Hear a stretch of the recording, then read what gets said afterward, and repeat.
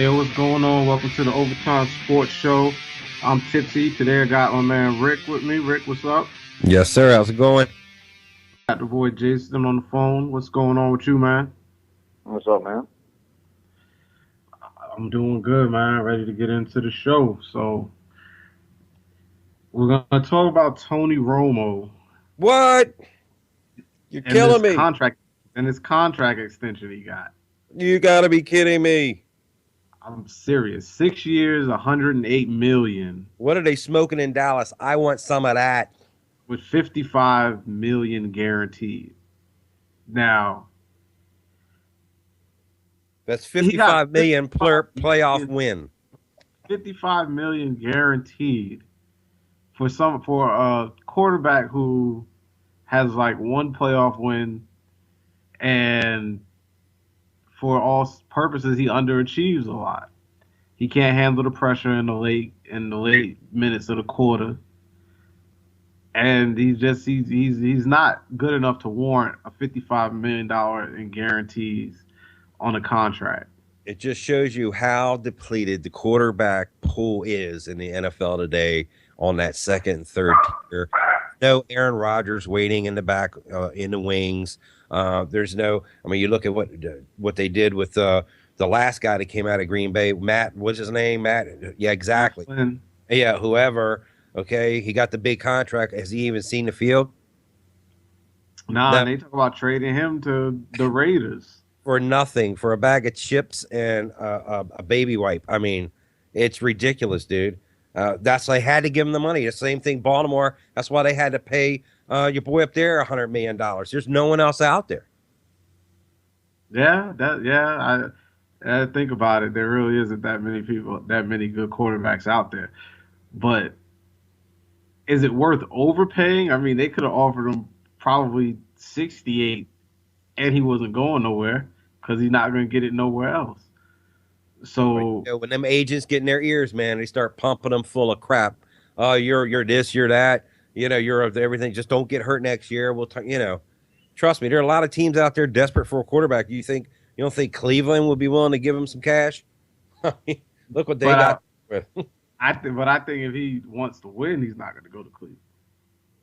He's not going to win no matter where he goes. But yeah, I mean, there's like 19 teams where you automatically, unless you go, if you go there and you're considered a superstar player, it's strictly for the money. absolutely, absolutely. So it's not. You're right. It is very, very depleted out there for quarterbacks. And if a team has a great one, he's pretty much never going anywhere. So I guess they got to look at him as their equivalent to one of the top five quarterbacks in the NFL. I mean, you know how these negotiations go. They sit in a room, and the owners got their stat sheet, and the agents have their stat sheet, and unfortunately, the agent stat sheet looks pretty good. I mean, he's got his overall rating is a 95.6. It's either number one or number two in NFL history for regular season quarterback rating. 212 yards per game, 25,000 yards passing. I mean, it's ridiculous. 64% completion percentage. I mean, it's sick numbers. The problem is he just can't win in the clutch. I mean, if it weren't for the playoff, we could throw out all the playoff records. I mean, this guy's a Hall of Famer in the regular season. He just can't. He just can't get it done when the clock is going to zero and they need to make a big play. Romo chokes. Yeah, he definitely does. We've seen it time and time again, and especially when they get to the playoffs, he throws the game away, just like he threw games away this year. Or And he he's fumbles another. the snap on the field goal, or fumbles, or yeah, something. Always something. But he's got some sick stats. I mean, 100 million. He said 55 million guaranteed. I think it said. Um, I mean, that's the going rate now. That's what they're going to get. I mean, I'm glad to see it as a Redskin fan. This thrills me because every dime they put in that choke artist's pocket is one less dime they got to spend on the people around him, which means his supporting cast isn't going to be as strong as it could be. And that's the same symptom they're going to feel up there in Baltimore by paying all that money for Flacco. again, the supporting cast is just going to be weaker around him now. You know, you're not going to have that stellar defense that's going to bail you out late in games and keep you in games you shouldn't be in the first place. So I love it. Two of the teams I hate the most have just been weakened by overpaying the worst player on our team, or what I consider the weakest link on both teams, the quarterbacks. I don't know what you think. That's Great. definitely, David.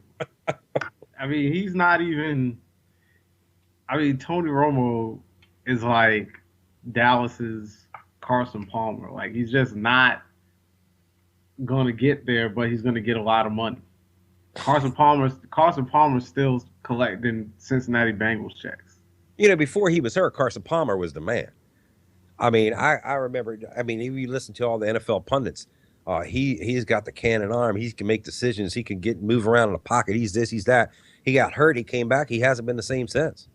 I mean, some guys just after injury just don't come back and play the same way. Whether they're gun shy, whether they're physically limited or some way, who knows? But he's never been the same player since he came back, and he may never be.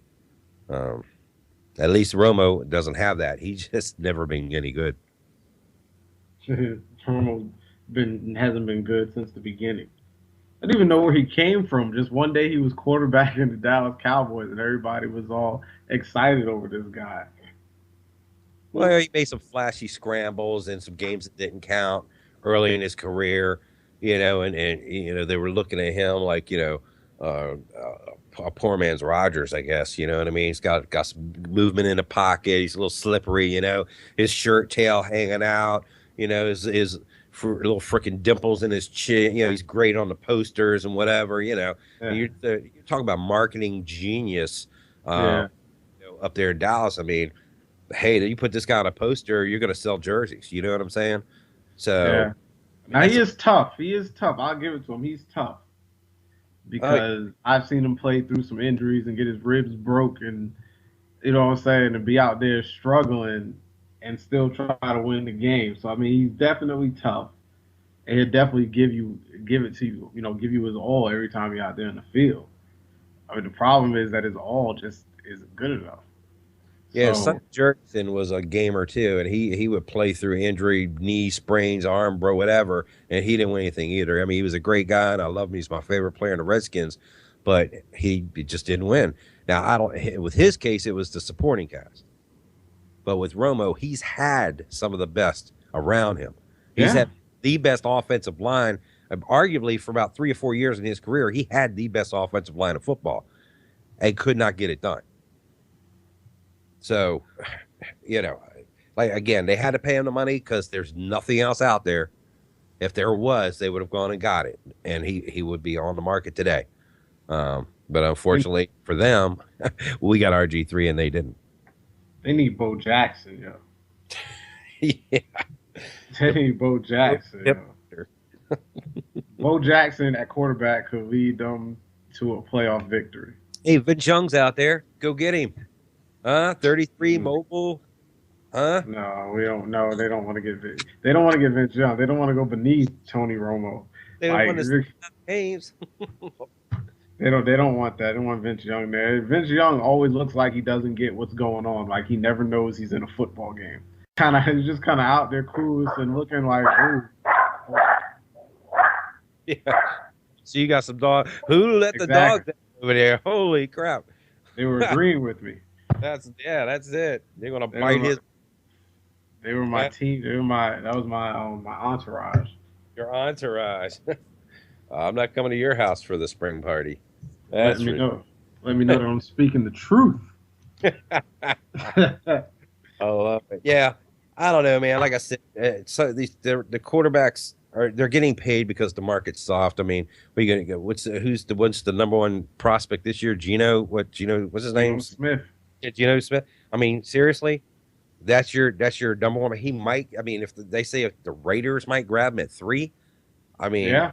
And that would be like ridiculous. I honestly think if they don't get him, that somebody like Philly is going to do something stupid and try to get him to run that weird, you know, the same kind of offense, kind of like the Redskins are running that little read option deal. So they might actually get him. Either way, somebody's going to reach for this guy, And who knows? He may turn out to be, something good. But that's just how soft the market is when you're talking about somebody like Geno Smith. You're possibly going top 3 in the draft Yeah. this year. I mean, if they do that, I guess they got to be like, the Raiders got to be like, he can't be no worse than Jamarcus Russell. I mean, Matt Barkley Right. might get drafted in the first round. Matt Barkley is. I mean, and terrible. he was. It doesn't matter. It doesn't matter where Matt Barkley gets drafted. He's a USC quarterback, and they all fail once they get to the NFL. So Well, I bet get you stick to his collect stomach his money. years ago, right? Yeah. I mean, we've seen all the USC quarterbacks. Carson Palmer has been the only decent one. Matt Castle is trash. Mark Sanchez is trash. I don't care what anybody says. Yeah, Matt Leinart is trash. He's Carson Palmer's backup on the Raiders. exactly. So he's definitely trash. Exactly. He's right back where he was in college. Maybe the guy Jason Campbell. Where did he just signed somewhere too, didn't he? Cleveland. Cleveland, yeah. See, they could have got him. Yeah, they could have got Jason Campbell. I mean, I don't know. Gamer than Romo is, I think. Well, I mean, Jason Campbell. I think Jason Campbell's problem is he's psyching himself up to think he's better than what he actually is as a quarterback, and that's why he kind of succeeds and then he fails a lot. Well, I mean, he started the year off strong when he was with Oakland, man. He started off really good.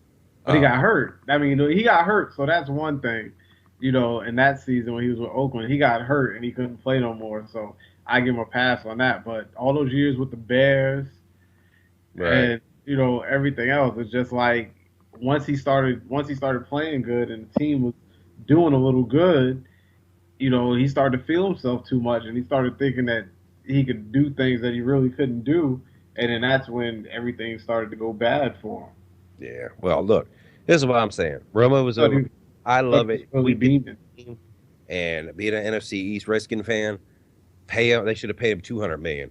But when we come back, we're going to switch gears and we're going to get into this March Madness. And first, we're going to get into my boy Doug Gottlieb had something to say during the coverage. And when we come back, we'll check out the tape. And this is Fuego Beach Radio. It's overtime, and we'll be right back. What's going on? This is Fuego Beats from Fuego Beats Radio, and I want to tell everyone to check out the greatest sci-fi radio station out, Super 564 on Blog Talk Radio.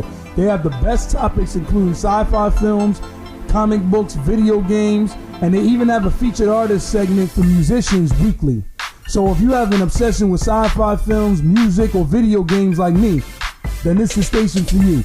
Make sure you check them out on blogtalkradio.com/Super564. That's blogtalkradio.com/SUPAFI64. All right? And remember, stay connected.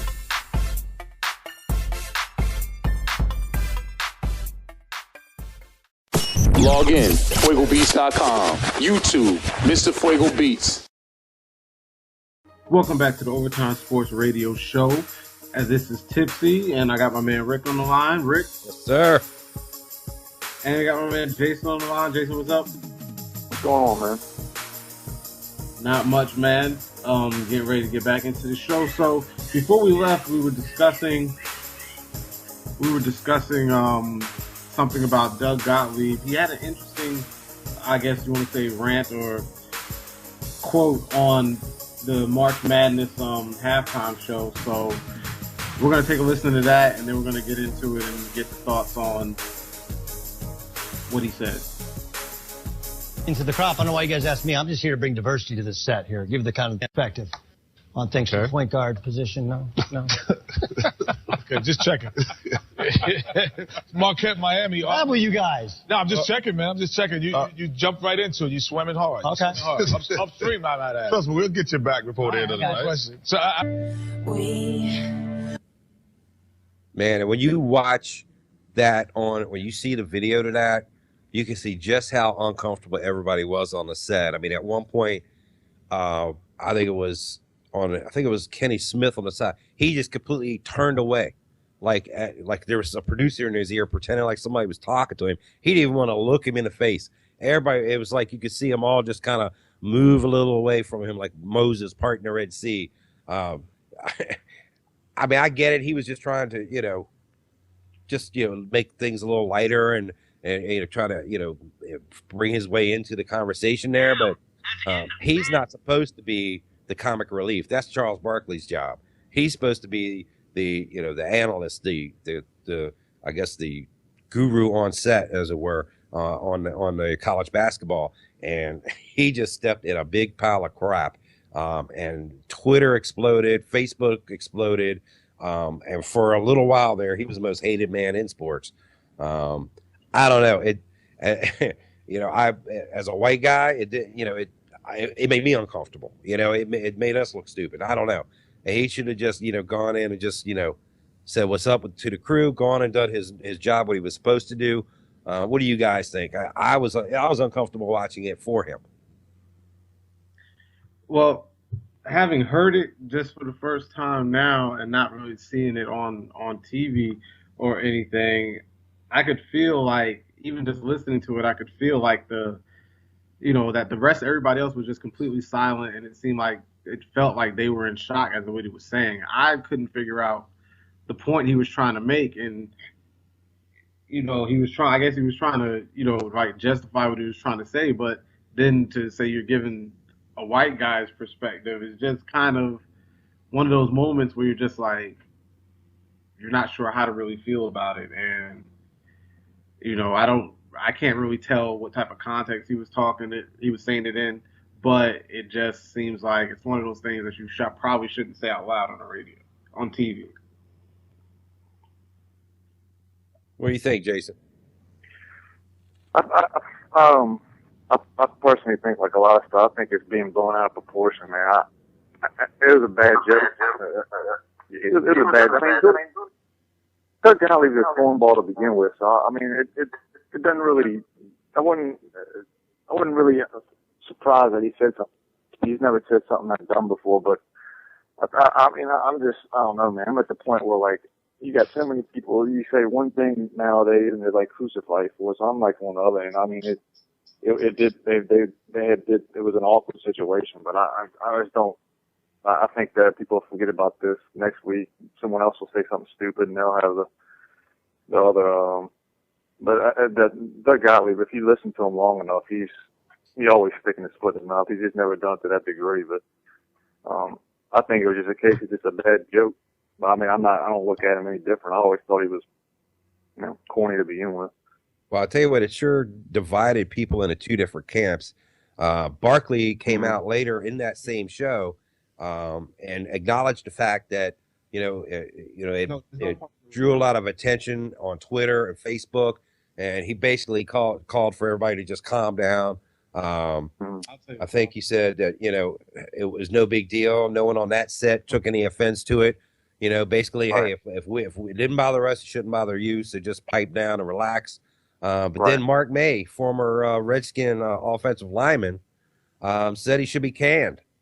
Said that after Doug Gottlieb's ignorant comment on CBS, he should be canned, May tweeted. That type of comment is meant for a bar, not a national stage. Nice job, Gottlieb. I hope all the kids 12 and under didn't hear that. I think that's a little too far. That's a little harsh. What do you think? I think Mark May's got some thin skin. I don't understand how it rubs people the wrong. Like does Mark May not have nothing else going on, man? I mean, to me, when people get that overboard over something like that, to me, they ain't got nothing better to do. That's just my opinion. I met Mark May, and outside of the fact that his hands are as big as dinner plates, there's somebody in his family that was lying to him too now. Okay, he's one shade short to be calling anybody out. So I don't know. It's one of those things where everything's so politically correct now. Everybody's in fear of hurting somebody's feelings or saying something out of context.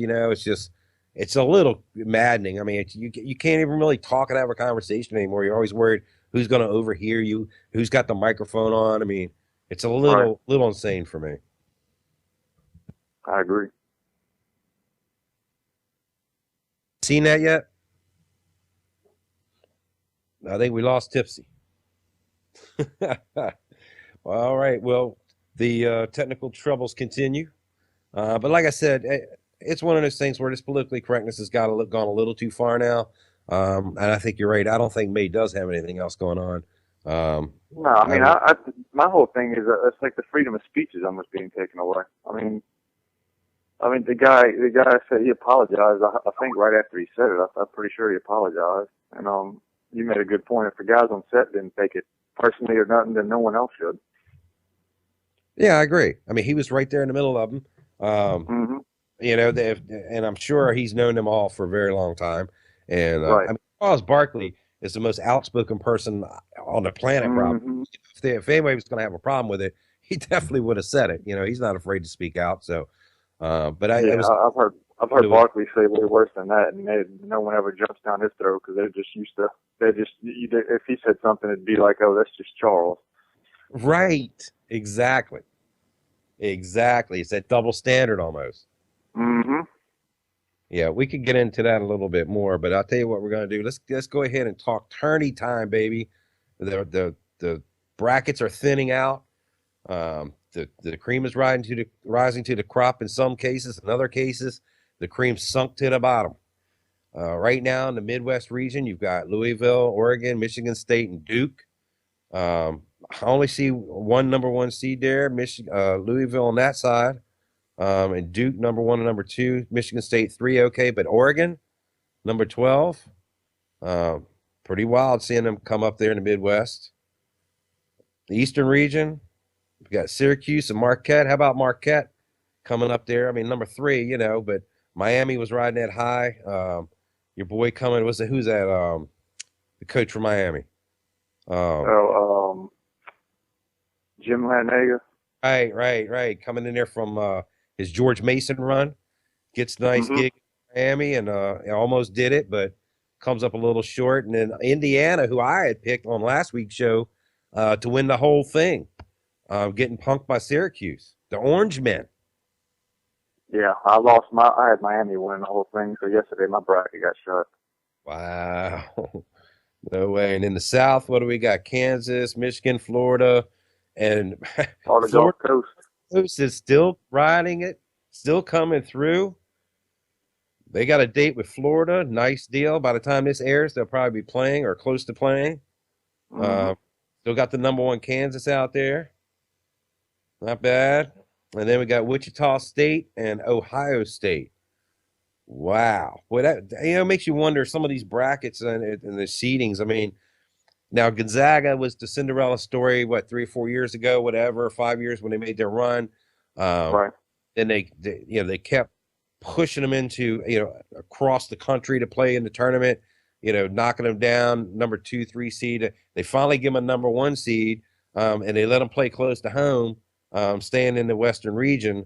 And then they just come up short against Wichita. Yeah. They were, I think they got I thought Miami should have had the number 1 seed. Gonzaga's record was a little misleading because if you look at the schedule, played anybody. And Miami winning the ACC conference and tournament championship. They said if it had been someone like Duke or North Carolina, they would have been number 1 just on their name. So Gonzaga was a little bit overrated going in. You could tell after they barely beat Southern out of Baton Rouge, 16 seed by 6 points in the first round, they were in trouble. Exactly. So now, all right. So you got, who do we go with now? Is it Louisville way or? Yeah, Louisville. Yeah, Louisville looks. Oregon just lost to them by 8, but they wasn't that close. They controlled the whole game. Louisville's, I think, no question they're the favorite right now. Sounds good. I know that a lot of brackets were broken in that first round, and it just keeps continuing as the top seeds continue to fall in the March Madness. So when we come back, we're going to get a little into some Tiger Woods. We'll talk about a few things. He's back to number 1. And we'll come back here with the number 1 sports radio show on Fuego Beach Radio. This is Overtime. You think Doug Gottlieb makes things uncomfortable? Wait until you hear Tipsy and Rick on Overtime at FuegoBeats.com. All right, welcome back to This is Rick, and I'm here with my man Jason. What's up, Jason? What's going on, man? All right, we lost Tipsy in a technical difficulty, but we hope to get him back on here very soon. In the meantime, I'm going to keep things rolling here. Major League Baseball season It's getting ready to open Sunday night. You got the Rangers going against the Astros at 8:05 p.m. That's going to be on ESPN. Here locally, we're broadcasting out of Virginia, D.C. area. So the Nats, who, pretty much was the best team in baseball last year, the best record, 98 wins. Their home opener is going to be Monday at 1 o'clock in the afternoon against the Marlins. Of course, the big story is going to be Strasburg coming back a year removed from the Tommy John surgery that limited his innings last year. So he'll be back. And they've got, probably arguably the best pitching staff in baseball. They picked up Soriano as a closer, basically giving them three guys that have experience closing in the majors with Storin and Soriano and the other guy, Clippard. So, if they get to the sixth inning, they got three guys that can basically, pitch lights out for an inning at a time. So no reason to expect they couldn't go for 100 wins this year and get right back into the playoffs and hopefully do a little better. They did. Did you catch any of that drama last year, Jason, with the playoffs? No, man, I'm not a real big baseball guy. I didn't watch. I mean, I watched a couple games when they got close to the World Series, but other than that, man, I mean, I know about all the teams and the players and stuff. But I didn't watch much of it. Yeah, I'm pretty much like, I'm a hometown fan. I've been suffering with the Wizards forever. Back when they were the Bullets, Right. The Redskins have been terrible for 2 decades. Well, yeah, I know. I remember hearing about the Nationals was shutting down Strasburg and. Yeah, but it turns out what undid them was what they basically was their strong suit last year, which was their closers. Tyler Clippard had taken over because of the injury early on and to Storin. And then when Storin came back, he kind of worked his way back into the role for a while, and they went back and forth, kind of like a tag team there. Then, of course, when it came to game time and they got into the last game, I believe it was a game 7, not sure. I think it was game 7. They rode the horse that got him there, and he just basically fell apart. So they picked Storin up in the offseason to kind of shore things up there. But really, the big story this year actually is going to be a player who probably is not playing very well at all, and a team that's probably going to finish last place is the New York Yankees and A-Rod, who this year, in 2013 salary is $29 million. And just put that in perspective, the entire Houston Astros team salary for 2013 is going to be $25 million. And of course, these salaries are guaranteed contracts. They have to pay him whether they play him or not. Unless he flat out quits, they owe him that whole $29 million this year. And I know last year, before they even got to the end of the season, they had already pulled him out of the lineup because he was just completely ineffective. How about that, Jason? $29 million. You don't even have to be good. No, baseball has got so much money. It's hard to comprehend A-Rod making that much, especially at this point in his career. I mean, he's totally compared to what he used to, he's washed up now. I mean, he's injury prone. The Yankees got tons of problems. And they've had great teams in the past and stuff, but it seems like their luck's starting to go the other way now with Jeter being hurt and the A-Rod thing, the money he's going to be making. To say he's overpaid is an understatement. Yeah, I think, and it's funny because, these owners, I mean, if you look at it from their perspective, they're just businessmen. They don't really care who plays or what happens. They just want to make money. So when somebody like A-Rod, you pay him that $250 million contract or whatever that freaking number was. I mean, they're just looking at this guy's going to be the face of my franchise. He's the most popular player in baseball. He's dating rock star wives and girls, Madonna. I mean, it's just, he's in the paper, so he's going to keep them relevant. You know what I mean? He's going to keep the ticket sales going. He's going to keep them the gear selling. Right. But I guess what they can't count on is, him turning in public opinion. Basically they pull this guy. He's not in the game because he's not being effective. He's not hitting. He's not doing anything. And he's in there sending baseballs out into the crowd through the ball boy trying to get numbers. He's booking chicks during the game. He's not even putting his team on. So you lose the public. Definitely a draw. Yeah, you lose your investment there. Unfortunately, baseball has no recourse. The owners, they can't just fire him. They still got to pay him. Right. That's just ridiculous, dude. That's ridiculous. But anyway, we'll see how it goes. They're gonna get what they got coming to them. The Yankees been buying championships for years, and it's finally come full circle. So glad to see it. Couldn't happen to a nicer organization. A little bitter there. In NHL news, the Penguins are number one in the East. They got since the Miami lost their streak is over in the NBA, the Miami Heat. The Penguins riding a 14-game win streak. They're number one in the East, and the Blackhawks are number one in the West. And my hometown team, the Capitals, are in the basement, and they're probably going to stay there. So that's where we're going to have there. But when we come back, we're going to talk about this NBA streak and more. What I'd really like to get into is a little comparison that was brought up to me. Michael Jordan versus LeBron James. You know, how do their stats, stack up against each other? And what about their compadres, their Robins, Batman and Robin? What about Dwayne Wade and Scottie Pippen? Which duo you think it would win in a 2-on-2 matchup? And when we come to it, this is Rick and Jason, and hopefully when we come back tipsy on Overtime on FuegoBeats.com. Yo, this is Ricky J, and you're tuning in to one of the hottest podcast shows on the internet, Fuego Beats Radio. All right, welcome back to Overtime. This is Rick, and I'm here with Jason. What's up, Jason? What's going on, man?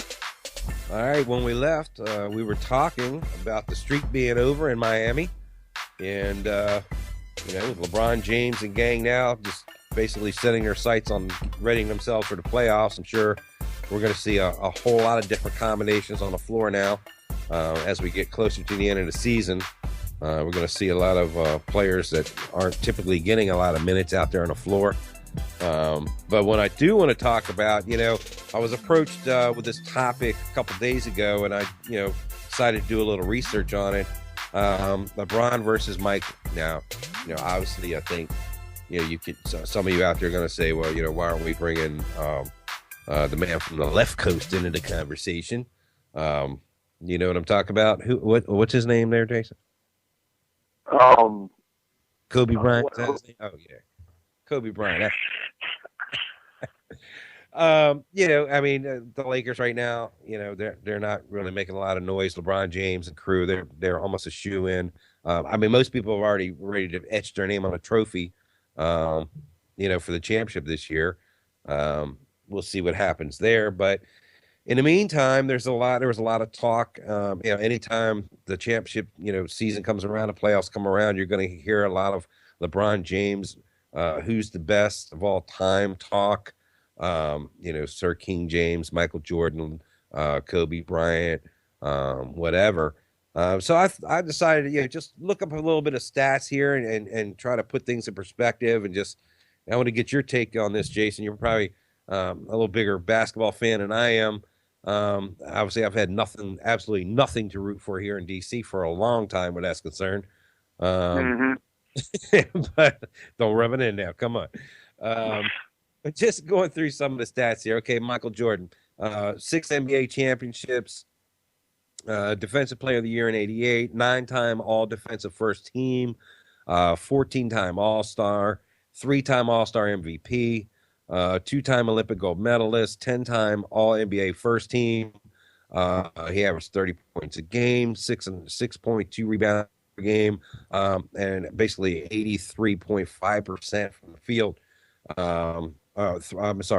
Free throw percentage. So LeBron James, on the other hand, he's got 1 NBA championship, 3-time MVP, 9-time All-Star, 6-time All-NBA First Team, 4 All-NBA Defensive First Team, which surprised me actually. 2-time Olympic gold medalist, 27 points a game, 7.5 rebounds per game, and only 75% from the free throw line. So comparable stats, I think, if you adjust LeBron's accolades for the amount of time he's been in the league, he would still come up a few championships shy. Of course, being up there in Cleveland, I had this argument last week with Tipsy. I think it is what you make of it, especially when you're a LeBron James. You're supposed to elevate everyone around you, a la Michael Jordan. And I want to ask you kind of the same question that I asked him on Tipsy on last week's show. People say, well, Michael was surrounded by all these all-stars. You had Pippen, you had Rodman, who came in a little later, whatever. But my question is, were they great because they were great, or were they great because Michael Jordan made them great? When you win 6 championships and you three-peat and do all the things that they did out there, you're going to become household names, and you're going to be looked at as even better than maybe you really are. LeBron James, on the other hand, he's down there with Dwayne Wade and Chris Bosh. They were already good before he got there. We already knew they were good.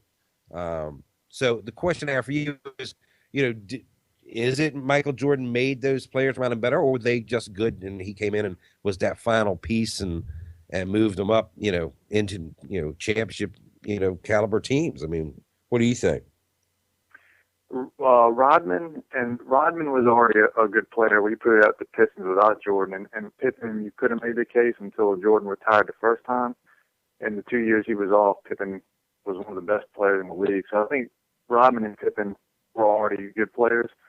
But you look at the other guys that were on the teams, like the role players, these guys, when they left Chicago, you never heard from them again. So Jordan definitely made a lot of these guys better, just from his high demand and of he required everybody on the team to play as hard as they could. You're not going to disappoint.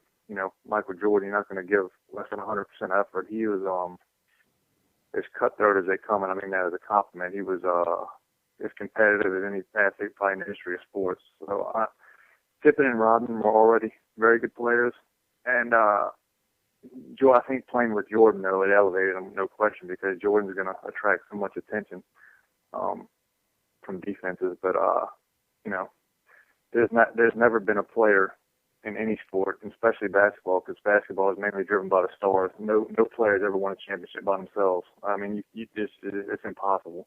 You have to have at least another all-star on your team to even have a chance at a ring in the NBA. So people that say, it was all Jordan and Pippen and him rode his back. I mean, Jordan was the main guy on that team, but, Pippen is one of the best all-time defenders, especially on the ball in the league. He got one of the best, if not the best rebounder all time, and Dennis Rodman. So it's not like he was playing with scrubs. But at the same time, he's, he did what his stats speak for themselves. I mean, they're hard to argue with. I mean, I'm not a big ring guy as far as when you're comparing players, and people say, Kobe's got 5 rings, LeBron got, what's LeBron got, 2 right now? Or right. 1? 1, yeah. So that means Kobe's better. That's BS, man. LeBron is way better than Kobe Bryant. It's not even a comparison. Luke Walton's got 5 championship rings. Robert Horry's got 7. Why aren't they bringing them up in the conversation? The ring thing is so overblown. Yeah, you're talking about like Kobe Bryant. I mean, they said that, if it wasn't for Shaq, he wouldn't have had him, and Shaq leaves, and he still gets him. So, you kind of throw the argument out the window, but he did get some other players back, that helped him out. And when you look at Dwayne Wade and Pippen in comparison, Dwayne Wade right now is averaging 21.5 points a game. Pippen was 16. Rebounds per game, though. Dwayne Wade 5.0, Pippen 6.4. And they're pretty much the same 5.0 and 5.2. So, but Pippen's one of those guys. If you talk to people, it's very hard to judge Pippen. You either always hear he was really overrated because he played with Jordan, or he was really underrated because he wasn't appreciated because he played with Jordan. It's a fine line with Pippen. You either think he was really underappreciated or you think he was overrated. So I mean, Pippen's kind of a hard case to. Yeah, I think it's hard especially when you're under such an immense shadow like Michael Jordan. You know what I mean? Mm-hmm. I mean, LeBron James. Yeah, I mean he's looked at as the most physically gifted and most talented player in the league today. But I still don't think. I mean, I know his shadow doesn't impose as much as Michael Jordan's did while he was playing. No, and I know I was talking with Tipsy about when they had brought up. I mean, I know Tipsy. I think Tipsy said he thought LeBron was better than Jordan. I think it's a bad comparison to begin with because we play nothing alike. I mean, Kobe and Jordan is a more accurate comparison, but when you start comparing guys from different eras and stuff, I'm on the side. I think Jordan was better than LeBron, but something caught my eye the other night when the Heat streak was snapped at Chicago, and LeBron got fouled a couple hard times. Nothing flagrant or dirty, just hard fouls. He got rattled. The first time I've seen him ticked off in that game, he complained about it after the game. I'm thinking, if LeBron played when Jordan played with his bad boy Pistons, he doesn't know what a hard foul is. I mean, nowadays you hit someone hard and you get a flagrant. Back when Jordan played, that was just another foul. So these guys today, man, they're a lot softer. They don't like contact. They don't like getting hit. You know, it's I think Jordan, there's no question, a lot tougher than LeBron James, especially mentally. I mean, you couldn't get inside Jordan's head. LeBron, you can kind of rattle his cage if you're physical with him. Well, that was kind of one of the knocks on LeBron, a couple seasons before he won is, he cried too much. It was always everybody else's fault but his. You know what I mean? That's why he left Cleveland because, they were sorry. They didn't, give him any talent. They didn't support him, and the fans loved him. I mean, the fans did everything they could. They just didn't have the money up there, and maybe if he had made himself a little more likable and marketable, outside of Cleveland, they may have been able to draw a little more money into Cleveland that, help their case there. But, of course that didn't happen. And, you go to Miami, they've got the money just by, their star appeal down there. And his credit, I mean, he's definitely one of the best players I've seen, and might be the best player we ever see in this generation for sure. But that Cleveland team he took to the finals was impressive because, I mean, that team had nobody. I mean, that was one of the worst teams I've ever seen go to the finals, along with the Philly team with AI when he brought nothing but AI and a bunch of role players. But LeBron is something else, man. I mean, like you said, physically, there's never been anybody like this guy. I mean, athletically, God gave him every gift you can give somebody athletically. So I hope he doesn't waste it. You look at somebody like a T.O. or like a even what was the one he's trying to catch back on? The receiver, Randy Moss. I mean, some of these guys are, even to a lesser effect, the quarterback, the head cases, you know what I mean? The ones that they have all the physical talent, but they just can't. I wouldn't put LeBron with the Randy Moss and Terrell Owens level just because of those guys, man. Especially Randy Moss. He admitted he had not even taken plays off, but taken a season off at a time. With the Raiders, that he didn't care. So I mean, to admit that is insane. When Randy Moss probably could have been the best receiver all the time, talent-wise. But exactly. And Terrell Owens was a great receiver, but I don't think he ever reached his potential either, just because of I mean, maybe he did. They said he worked hard, but he always got more attention for the stupid stuff he did off the field. But LeBron, he seems to be like he doesn't seem to be like that. But I mean, you never know, man. I'm sure he puts in the work. I know he's already physically gifted, but I mean, I wouldn't put him with the Mosses and Terrell Owens just because those guys It seemed to you like he's riding a fine line where he could go either way, where, his career is at a point, I mean, that he could fall on either side of that fence, you know what I mean? Does it seem like that to you? I mean, it seems to me like I'm not going to say fragile, but he's definitely at a point where he could go either way, depending on which way the wind blows or who's in his ear at the time. You know what I mean? Yeah, that's a good point. I mean, like I was saying before, man, like Jordan mentally, you couldn't break Jordan. LeBron mentally, I think when people compare LeBron and Jordan, the first thing I bring up is the mental edge. And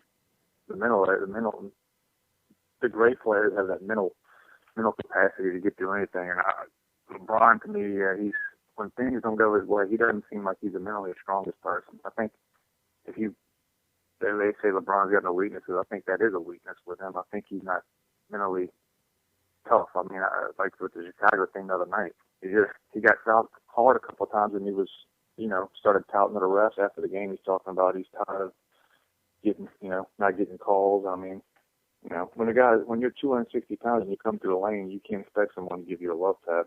Right. I mean, they got to hammer you, or you're going to get a 3-point play every time. Exactly. Well, talking about mental cases and mental fortitude, probably the number one all-time iron mental person there is in sports is with Tiger Woods. He's been said to have ice water run through his veins, and we're going to get into it a little bit. He's back, and when we come back, we're going to talk about his his startling rise, his dramatic fall, and his recent comeback resurgence. And you're listening to Overtime on FuegoBeats.com. What's going on? This is Fuego Beats from Fuego Beats Radio, and I want to tell everyone to check out the greatest sci-fi radio station out, Super 564 on Blog Talk Radio. They have the best topics, including sci-fi films, comic books, video games, and they even have a featured artist segment for musicians weekly. So if you have an obsession with sci-fi films, music, or video games like me, then this is the station for you. Make sure you check them out on blogtalkradio.com/Super564. That's blogtalkradio.com/SUPAFI64. All right? And remember, stay connected.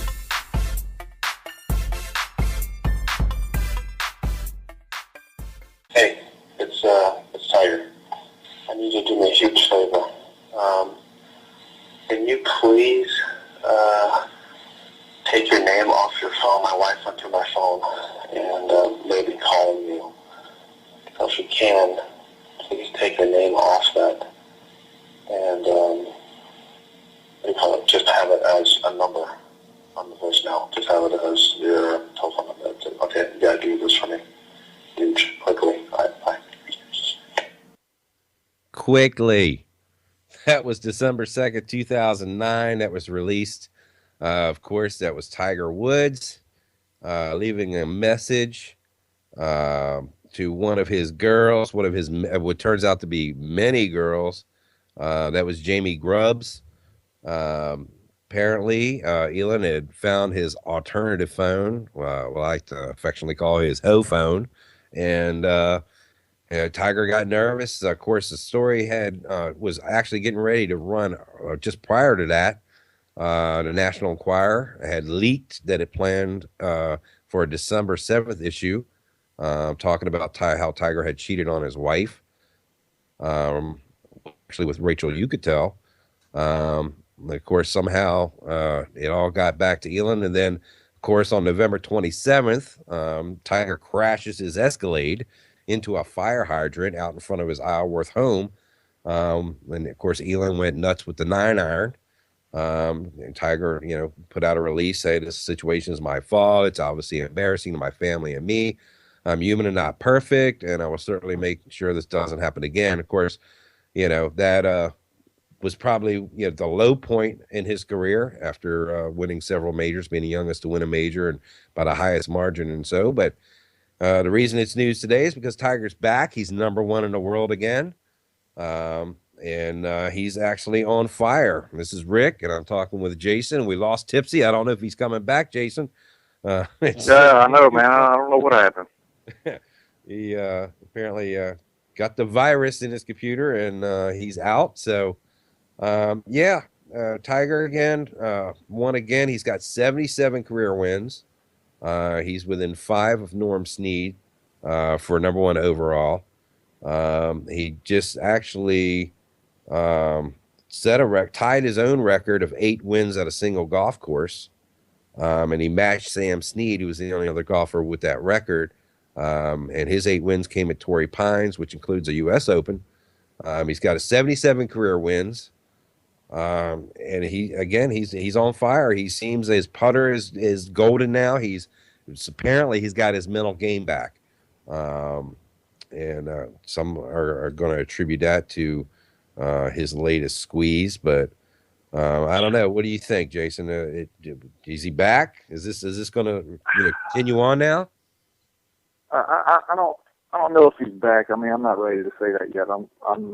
He seems to be back on the right track. I don't know if he's ever going to be back. I don't think we'll ever see the old Tiger. I think he'll still be better than 95% of the golfers out there, but I don't know, man. What he did before, golf is so mental. I think all the stuff he's going through is just hard to shake, man. he's older. He's had knee problems, Achilles problems. He seems like he's fine. I mean, people were waiting. They said eventually it's going to happen, but it seems to now. But I just don't want to. I'm not going to, say nothing too early because I'm not. I have to see a little more first. He needs to win another major. Yeah, it's been 4 years, man. For almost 5 years. This will be his 5th year without one. U.S. Open back in 2008. Yeah, I used to always judge Tiger on what he did in majors. I didn't really keep up with the other tournaments mainly because he was so good in majors. But I mean, he's still got that record in sight, man. I mean, if he could come back and still break Jack Nicklaus's record after all he's been through, that'd be wonderful. Yeah, it's a far cry from that Tiger Slam back in 2000 where he basically hit for the cycle there. Yeah, that was unreal.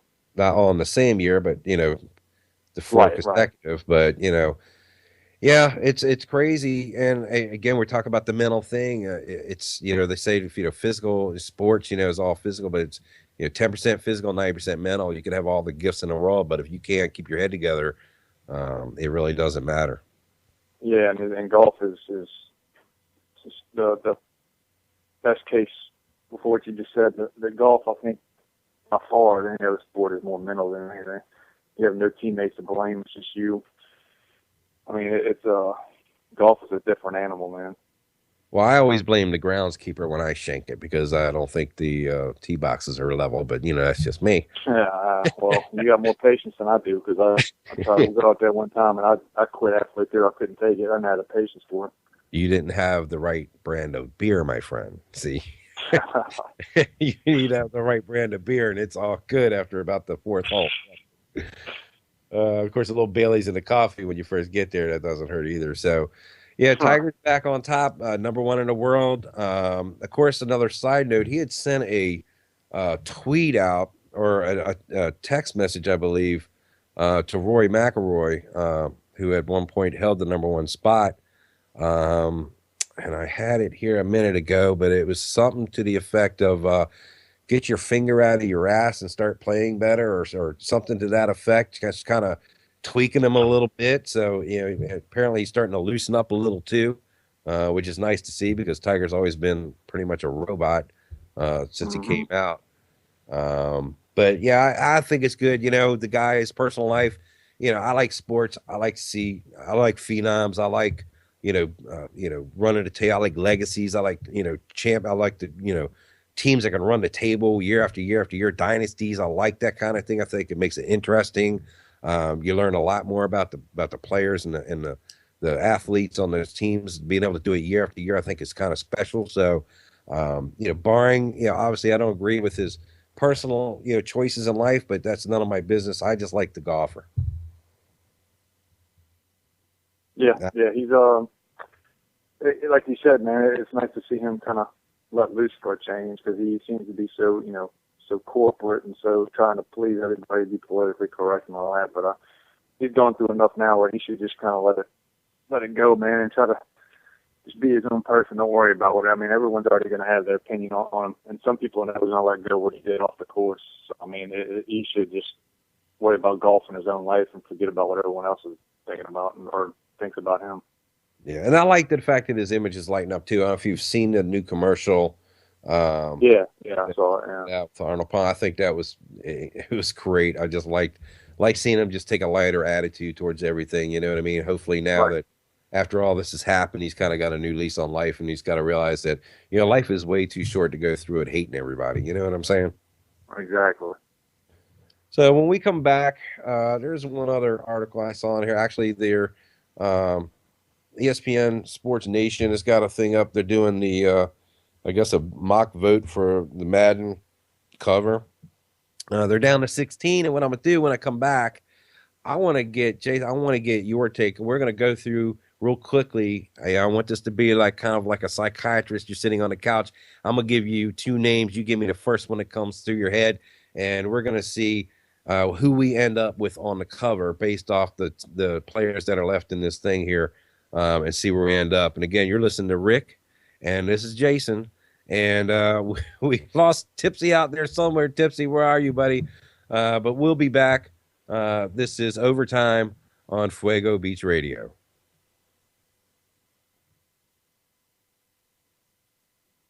to the Mayans. Get a grip, you can't contain me. Yeah, this is Rhubarb, and you are listening to Fuego Beats Radio, the #1 online radio station for emerging artists. All right, welcome back. This is Rick. I'm here with Jason. What's up, Jason? What's going on, man? All right, it's overtime. FuegoBeats.com. Like I said before the break, we're going to go real quick. What we've got here is the 16 remaining contestants, as it were, in this little mock. It looks like a bracket system they got to vote on who would be the next Madden cover athlete. So what I'm going to do, Jason, I'm going to play psychologist here. I'm going to basically shout out 2 names. You just give me the first one that comes to mind.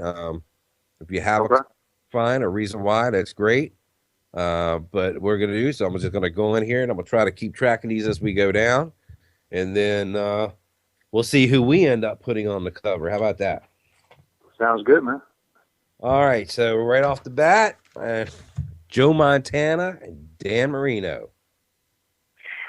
Joe Montana. I figured. Ray Lewis, Barry Sanders. Barry Sanders. Jerry Rice, Michael Strahan.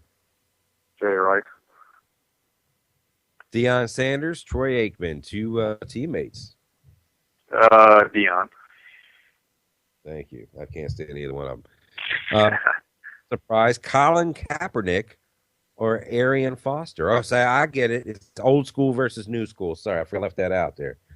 So Colin, Arian Foster. Arian Foster. Yeah, Kaepernick hasn't done enough yet. Exactly. Luck, Russell Wilson. What's that? Andrew Luck, Russell Wilson. I'm gonna go ahead with Russell Wilson. Yes, sir. Robert Griffin III, Ray Rice. I'll go with Ray Rice, just because Griffin hadn't played long enough yet. I know, breaking my heart though. Wait till this year. Adrian Peterson, Rob Gronkowski. Oh, AP. AP, right. Okay, so that puts us with Arian Foster against Russell Wilson. I'll go with Arian Foster. Okay, we got Ray Rice versus AP. AP. All right, on the other side, we've got Joe Montana and Barry Sanders. Whew. Joe Montana. Then we got Jerry Rice, Deion Sanders. Jerry Rice. Okay, so right now our final 4 is Joe Montana, Jerry Rice. You got Arian Foster and AP, Adrian Peterson. So out of Adrian Peterson, Arian Foster? Gotta go with AP, man. The year he had this year was just incredible. And out of Montana and Rice? See, the one that caught it. Might as well flip a coin on this one, but I'm gonna go Montana. Yeah, he wouldn't. Jerry Rice couldn't have done what he did without Montana, right? I guess it's chicken before the egg. Yeah, I mean, vice versa. I mean, Montana didn't have Rice. He wouldn't, it wouldn't have been as good. I mean, that's kind of like, to me, that's like a Stockton Malone basketball. Like, one without the other just doesn't. Exactly. One wouldn't have been as good. Huh? Drum roll, please. We got Joe Montana, Adrian Peterson for the win and the cover. Do you want my opinion or who I think is going to get it? Who do you, in your opinion, who would you put on the cover? Who would I put?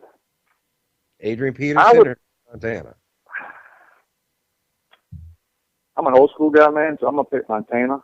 But I could easily see people picking AP just because they're usually, prisoners of the moment kind of thing, and the year he just had was unbelievable. So I could see people putting AP in there. And I think when it comes down to it, I actually think people will vote AP against Rice. I think that'll be the final 2. But I have Montana. That's just my personal preference. Yeah, if I had to pick on emotion strictly, Adrian Peterson was absolutely inspiring what he did last year. I would agree with that one. So, right. Well, great discussion, man. Again, I debate this stuff for me. The old school is way tougher to pick than the new school. Oh yeah, absolutely. Absolutely, because you got a lot more memory, recent memory you can go by, recent performances. The old school, unless you're an old guy like me, you didn't even see how. Who would your old school pick be? It'd be Montana. I mean, in the clutch, you talking about mental fortitude, who could do it when it had to be done. Joe Montana, man. I don't care who you got out there catching the ball. If you can't make that decision and have the balls to pull the trigger when he does, then I agree, man. Anytime you pick Montana, you really can't go wrong. Exactly.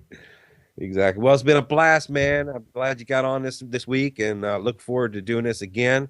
Hopefully that we could get Tipsy back on and next week and keep this thing rolling. I had a great time. Thank you, man. I enjoyed it.